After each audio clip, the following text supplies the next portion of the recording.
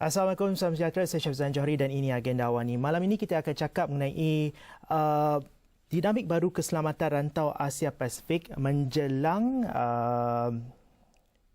Asia Pacific Roundtable ke-28 atau sidang meja bulat Asia Pasifik ke-28 yang akan dilangsungkan di Ibu Negara pada 2 hingga 4 Jun ini.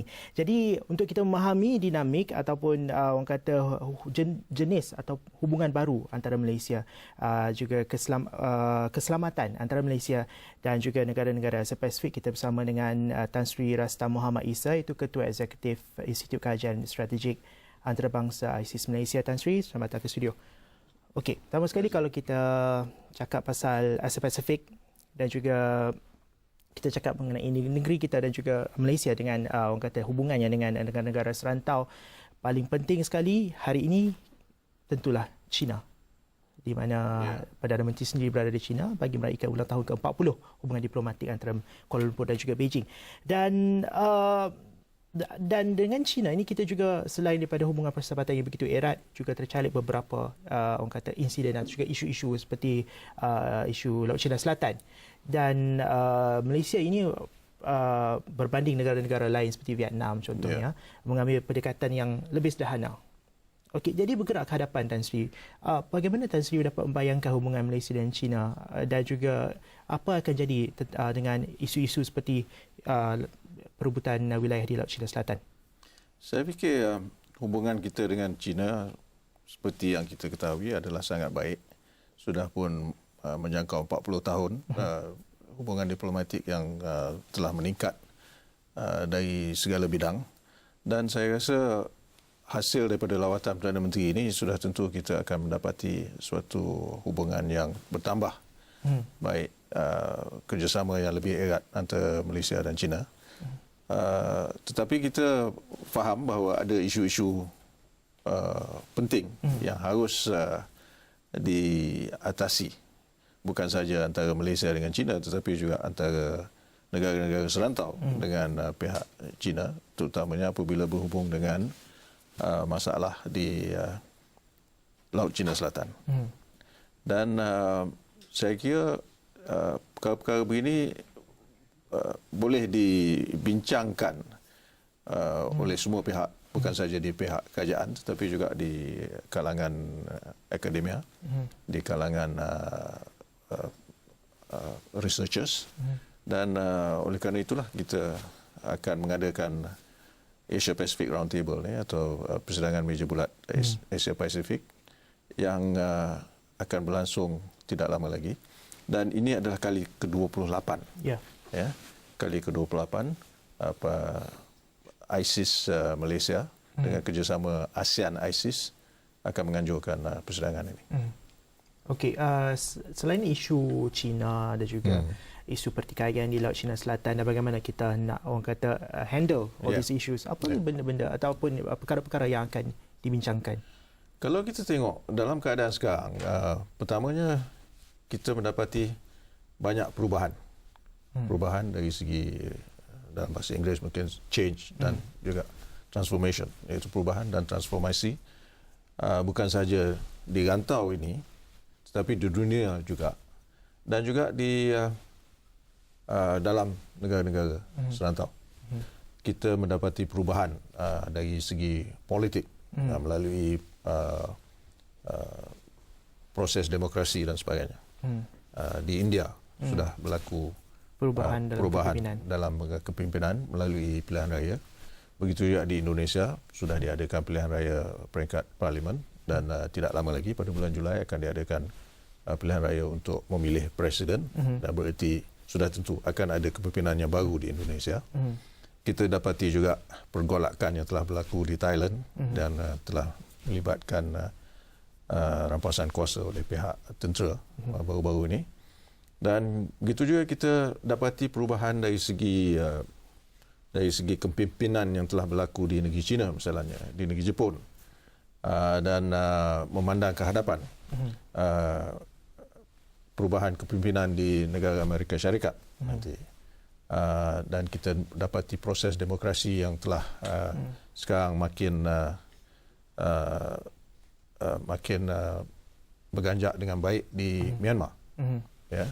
Dan ini semua merupakan bahan-bahan perbincangan, iaitu di mana kita akan melihat apakah perubahan-perubahan ini dapat menimbulkan suatu keadaan pergolakan atau perbalahan antara pihak-pihak tertentu, antara negara dan sebagainya, ataupun adakah perubahan ini akan menimbulkan suatu suasana yang lebih baik, di mana kita dapati akan ada kerjasama dalam segala bidang, ekonomi, keselamatan, ketenteraan dan sebagainya, supaya ini dapat menimbulkan suatu keadaan yang lebih stabil dan selamat bagi semua negara ini. Dan dalam keadaan ini, mudah-mudahan masalah-masalah yang kita hadapi selama ini, iaitu masalah-masalah seperti di Laut Cina Selatan, masalah di Laut Cina Timur, di East China Sea, yang antara perbalahan antara China dengan Jepun dan sebagainya, dan juga masalah di Korea Utara misalnya, di semenanjung Korea, mungkin dapat diatasi melalui kerjasama dan bukannya melalui jalan konflik dan perbalahan. Okey, kalau kita lihat kepada perubahan-perubahan, terutama sekali perubahan dalam kepimpinan yang terbaru dengan India, di mana Perdana Menteri Narendra Modi dapat memegang kuasa, dan seterusnya kita akan dapat pula tengok perubahan di Indonesia kemungkinan besarnya. Dan tapi pada masa sama Malaysia selalunya berupaya untuk adapt to changes di punya surrounding. Jadi adakah mungkin akan ada cabaran-cabaran baru, ataupun mungkin perubahan di India contohnya, parti yang orang kata parti baru di India tidak pernah dipimpin oleh mana-mana parti kecuali parti Kongres, dan kali ini ada parti baru yang memerintah. Akan adakah challenges atau cabarannya di situ pada Malaysia? Saya kira dari segi ini kita harus lihat begini, pada kebiasaannya, kalau kita lihat dari segi dasar sesebuah negara, sama ada dasar luar atau dasar ekonomi dan sebagainya, kita biasanya melihat dari segi kesinambungan dan perubahan, iaitu continuity and change.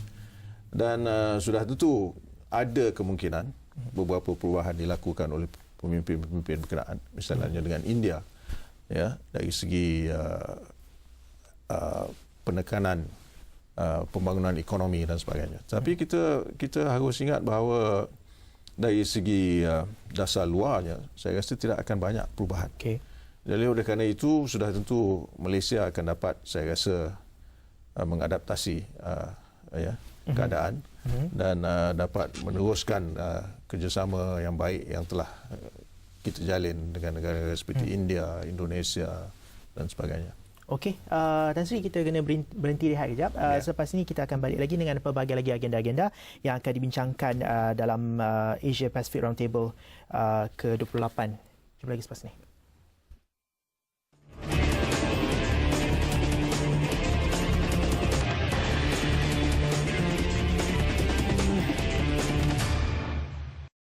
Okey, bertemu lagi dalam agenda awal ini, masih lagi bincangkan mengenai dinamik baru keselamatan rantau Asia Pasifik menjelang sidang meja bulat Asia Pasifik kali ke-28 di Kuala Lumpur pada 2 hingga 4 Jun nanti. Juga masih lagi bersama Ketua Eksekutif Institut Kajian Strategik dan Antarabangsa ISIS Malaysia, Tan Sri Rastam Muhammad Isa. Tan Sri, tadi kita bincang sikit pasal China, kan? Dan bagaimana kita lihat transformasi China dari segi ekonomi sehingga kini menjadi ekonomi kedua terbesar dunia selepas Amerika Syarikat, dan di mana ia juga kita lihat menandakan bahawa kebangkitan Asia dan negara-negara seperti Korea, Taiwan yang semakin garang terutama sekali dalam bentuk ekonomi, dan era kebangkitan Asia ini, dan pada masa sama di mana Amerika Syarikat pula mengulangi hasratnya untuk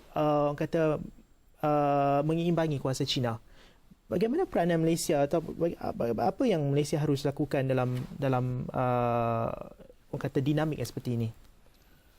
Ya, dalam hal ini kalau kita lihat keadaannya memang Asia ni adalah suatu rantau di mana negara-negara seperti China, India, Indonesia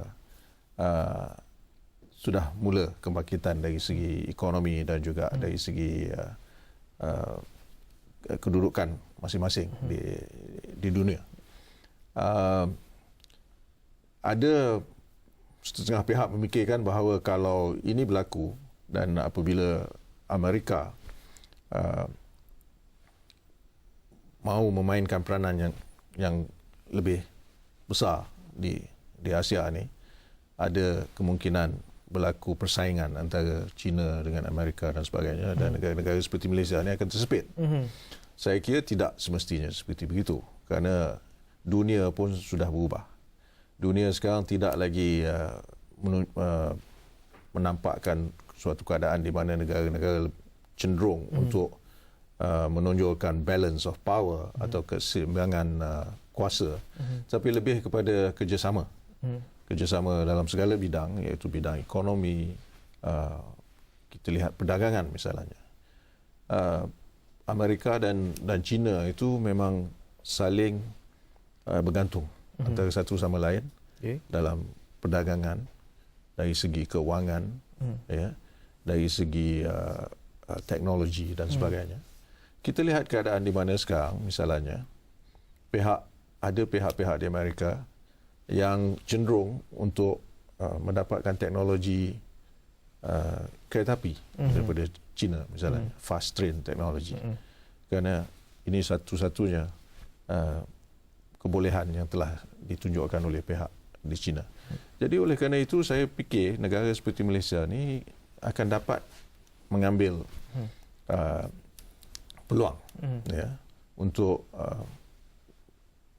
meningkatkan kerjasama dengan negara-negara berkenaan, dengan sama ada dengan Amerika Syarikat atau dengan negara China. Kaya pendapat Sri, kita tak semestinya berada tersepit. Tak semestinya tersepit. Kalau dulu ada teori yang mengatakan apabila 2 ekor gajah berkelahi, jadi rumput tu akan habislah.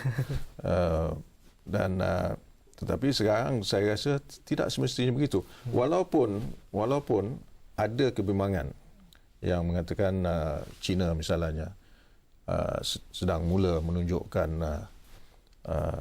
kecenderungan untuk mengambil langkah-langkah militeri, misalnya langkah-langkah ketenteraan di Laut Cina Selatan. Tetapi dalam masa yang sama juga kita harus lihat bahawa Presiden Xi Jinping misalnya telah membuahkan beberapa idea baru untuk meningkatkan kerjasama antara China dan juga negara-negara di rantau ini.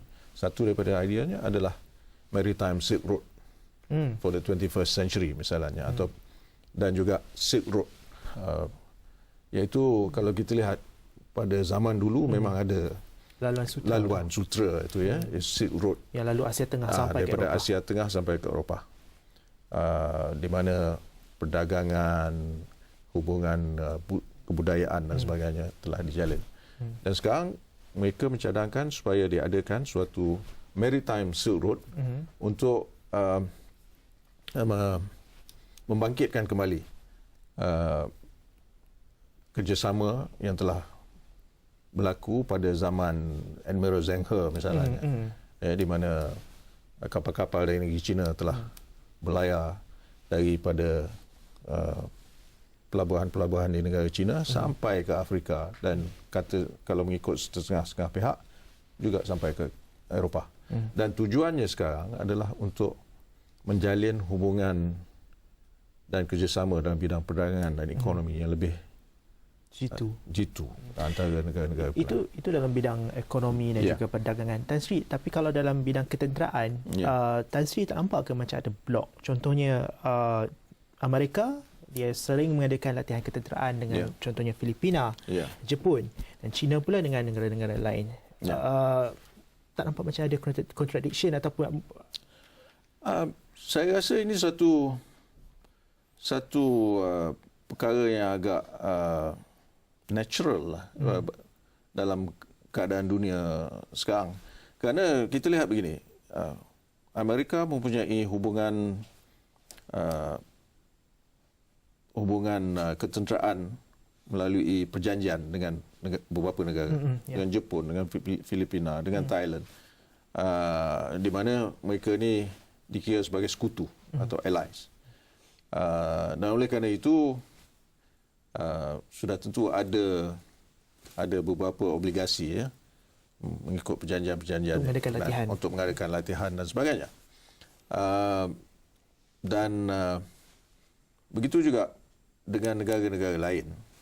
Sekarang ini latihan-latihan ketenteraan ini diadakan bukan saja untuk meningkatkan persediaan atau kesediaan pasukan-pasukan ketenteraan, tetapi juga kita lihat juga banyak kerjasama antara pihak-pihak tentera ni di dalam hal-hal seperti maritime search and rescue, di dalam hal-hal untuk menangani bencana alam dan sebagainya. Dan kerana itu kita lihat bukan saja pihak Amerika dengan sekutu-sekutunya mengadakan latihan dan China dengan pihak-pihak lain, tetapi sekarang kalau kita lihat memang ada hubungan atau perhubungan antara pihak tentera Amerika dan juga China. Pertukaran lawatan dan sebagainya, kerana ini penting untuk meningkatkan confidence antara semua pihak. Jadi orang kata Cold War seterusnya mungkin tidak, saya rasa tidak akan berlaku di perang dingin seterusnya. Ya, memang ada pihak yang mengatakan bahawa dengan adanya kebangkitan China dan kebangkitan ketenteraan China ni kemungkinan keadaan seperti perang dingin itu akan berlaku di Asia, tetapi saya rasa tidak. Okey, Tan Sri, kita kena berehat dulu sekali lagi, lepas ni kita cakap pasal ASEAN pula, Tan Sri. Boleh. Okey, jumpa lagi selepas ni.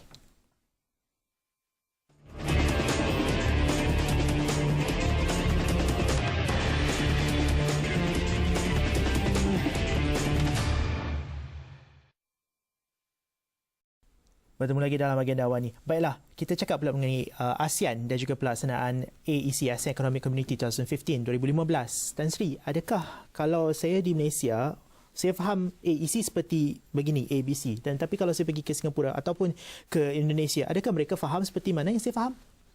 Saya rasa pihak-pihak tertentu di negara-negara berkenaan faham tentang perkara ini. Dari segi pihak kerajaan atau mereka-mereka yang ada hubung kait dengan kerjasama ASEAN atau aktiviti ASEAN dalam dari segi pelaksanaan polisi. Masalah ASEAN ni banyak pihak yang mengatakan bahawa ASEAN ini adalah lebih kepada suatu gabungan negara-negara serantau yang dipimpin oleh pihak pemimpin, menteri, pegawai kanan dan sebagainya. Jadi kurang diketahui oleh orang ramai. Tapi itu pada saya lah ada beberapa perkara yang boleh kita debatkan tentang hal ini. Tetapi yang pentingnya sekarang saya rasa adalah semua pihak sebenarnya memahami bahawa tahun 2015 ASEAN Community akan diwujudkan, iaitu pada akhir tahun 2015, bukan pada awal 2015. Dan dalam hal ini saya rasa semua pihak sedang bekerja keras untuk menentukan supaya ini dapat tercapai. Dari segi sama ada semuanya akan dapat memenuhi syarat-syaratnya pada 1 Januari 2016 itu saya kurang pasti, kerana ini melibatkan bukan saja dari segi persetujuan yang telah dicapai antara negara ASEAN, ia juga melibatkan keperluan negara-negara anggota untuk menyelaraskan polisi, menyelaraskan perundangan dan isu-isu seperti custom dan sebagainya. Dan juga untuk menentukan supaya pihak-pihak yang terlibat secara langsung, kalau kita lihat AEC, pihak-pihak syarikat-syarikat dari segi keuangan, dari segi perdagangan, dari segi logistik dan sebagainya. Semua ini penting. Tapi yang pentingnya adalah supaya setiap syarat dan perundangan yang diperlukan itu akan berada di tempat. Kalau kita ambil contoh dan bandingkan dengan model Kesatuan Eropah, di mana kita lihat free mobility of people around Europe dan di ASEAN, adakah kita mampu capai ni dalam arti kata people to people? Saya lihat begini, memang sebagai idealnya lah, kita fikir integrasi ASEAN itu harus menjurus kepada keadaan seperti di Eropah. Tetapi saya fikir begini, kita boleh gunakan Eropah itu sebagai model integrasi, dan tidak semestinya ASEAN harus menyerupai model itu. Kita boleh mengambil contoh daripada kebaikan yang ada dalam model itu dan juga ada keburukan-keburukannya. Ya. Mobility penduduk misalnya itu saya rasa adalah satu perkara yang penting di dalam integrasi serantau, kerana ini akan membolehkan pertukaran dari segi talent, dari segi human capital dan sebagainya, ya. Tetapi oleh kerana ada perkara-perkara lain yang harus diberi pertimbangan, iaitu dari segi keselamatan dan sebagainya, saya rasa bukan mudah untuk perkara ini terutama sekali kalau kita lihat dalam segi keselamatan, mobility di antara sepadan Filipina dan juga Sabah. Betul. Agak tricky kat situ. Okey, Tan Sri, saya nak tanya lagi pasal perkara itu, tapi kita tak sempat, masa tak banyak. Mungkin selepas ini saya boleh sembanglah dan menulis artikel mengenainya bersama interview Tan Sri lagi. Anda boleh teruskan menonton laporan-laporan sebegini dalam Buletin Awani, kerana selepas ini kita masih lagi bersama Buletin Awani. Saya Syazwan Johari. Selamat. Thank you, Tan Sri.